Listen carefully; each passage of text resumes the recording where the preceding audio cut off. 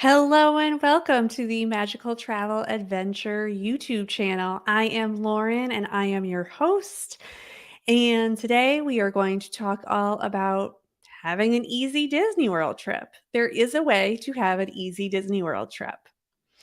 If you are new here, I am Lauren. I am a travel advisor. I specialize in Disney World, Universal Studios, and cruising to newcomers. So, people who are new to Disney, Universal, or cruising.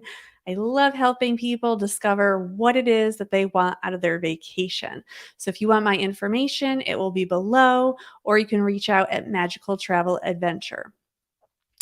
And today I had such a fun day because guess what? I got my nails the same color as my office. I love doing fun things like that. So, all right, but let's today talk about having an easy Disney World trip. I see so much online, people like, I can't do this. This is going to be so hard. Or I have clients and they're like, oh, I talked to my, friend, relative, or whatever, and they said that I can't do anything in Star Wars because I have kids, or I can't ride any rides because we have kids, or things like that. Disney World is not that stressful. And if you use a travel agent, it is not stressful at all. Travel agents are there to help you with your Disney World trip. And there are a lot of details, there are a lot of things to learn.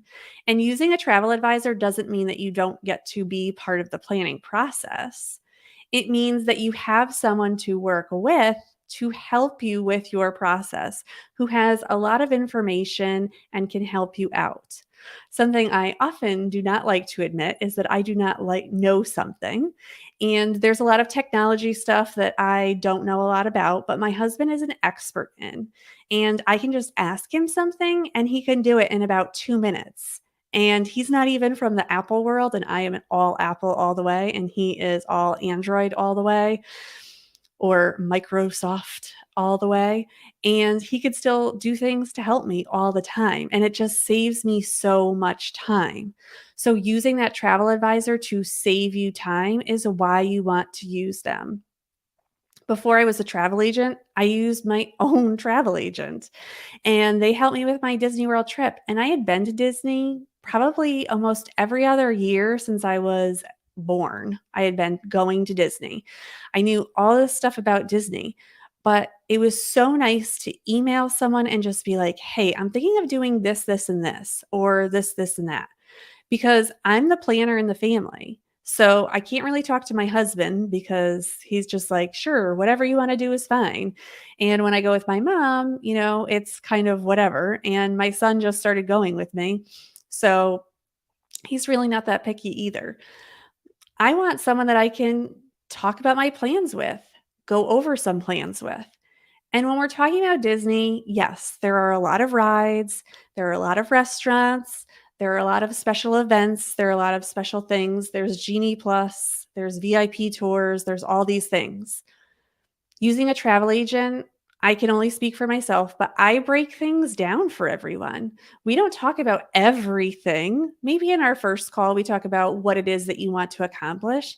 But when I'm listening to what you want out of your vacation, I can pull out some things that you want to make sure that you do during your vacation. You might know about them, you might not. I'm just going to try and help you to get what it is out of your vacation.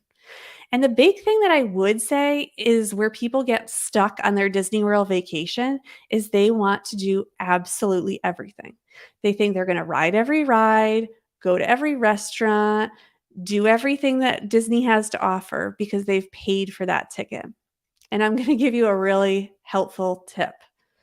You're not going to do everything.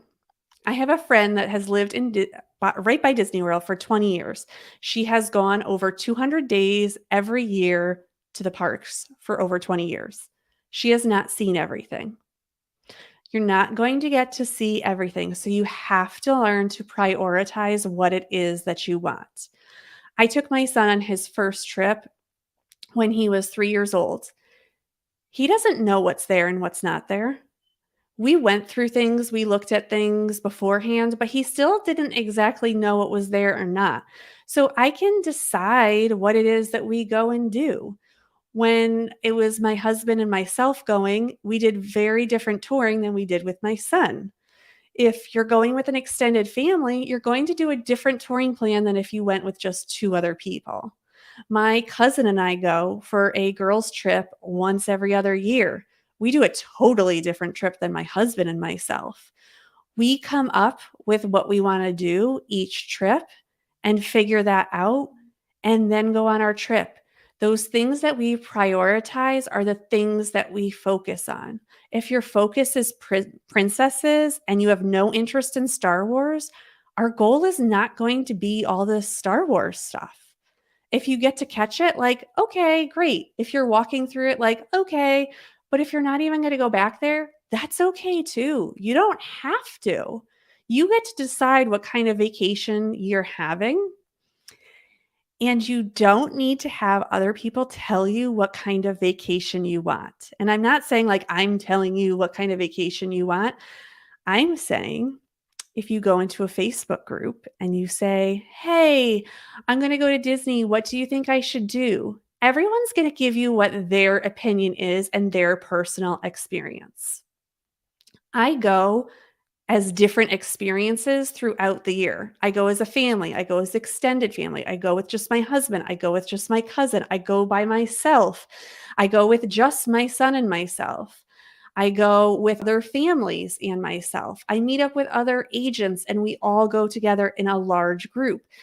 So there's so many different ways that I travel in one year, while obviously you don't do that, but it gives me that perspective on what's going to help in different situations depending on what kind of a vacation you're looking for. Some people want to go to Disney and just say like I have some clients who just book with me and are like, just give me a nice resort. I want a good pool. I want space away from my kids so they have their space and I have my space. And we're going to go to the parks, but we're not rushing around. And that's it. They really don't want to do any planning. And then there are other people who want to be with me step by step and plan together for each part of their trip. Either way you want to do it is fine. It's your trip, it's your money. You get to choose how you do your own trip. So don't get stuck up on what other people do.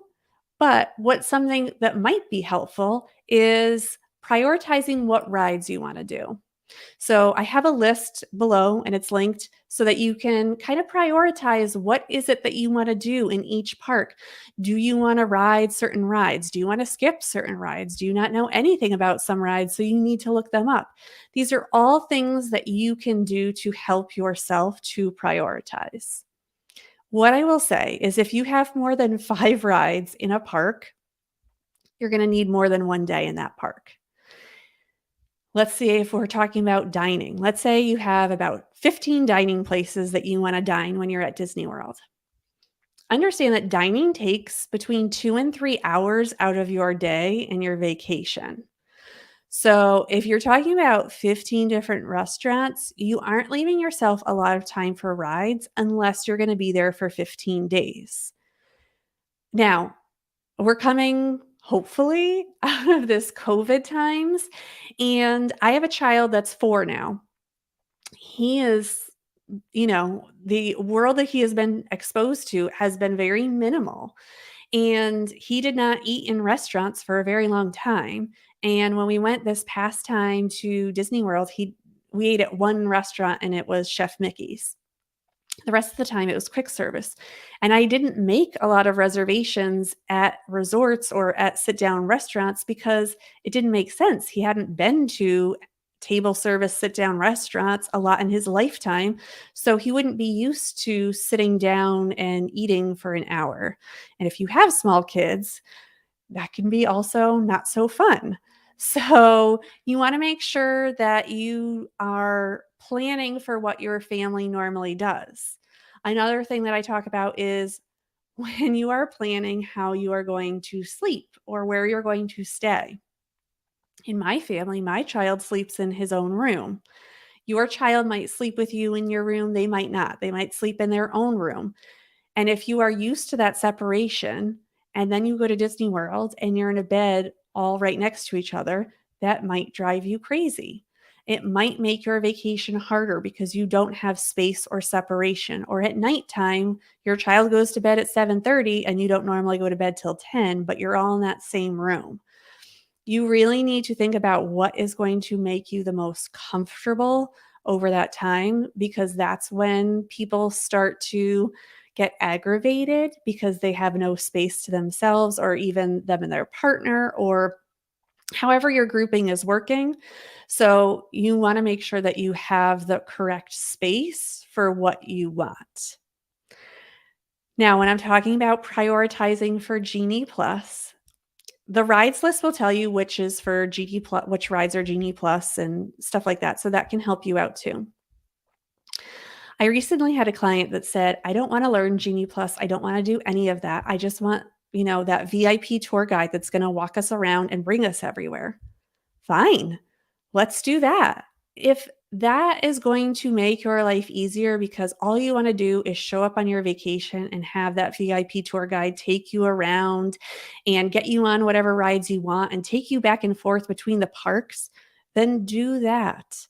Yes, all of these things I might be saying cost more money, but you have to think about what kind of vacation you want, and maybe you go for less days. Maybe you stay at a different resort. Maybe you stay at a moderate instead of a deluxe, or maybe you stay at the deluxe and still get the VIP tour guide.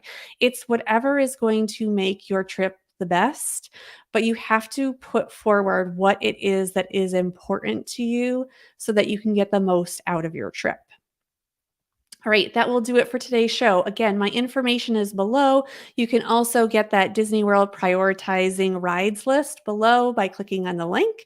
I hope that helps. And tell me in the comments how you prioritize. And of course, I totally forgot to mention, you can like, subscribe, and hit that bell notification for more videos. But I'll see you next time on the Magical Travel Adventure YouTube channel. Bye.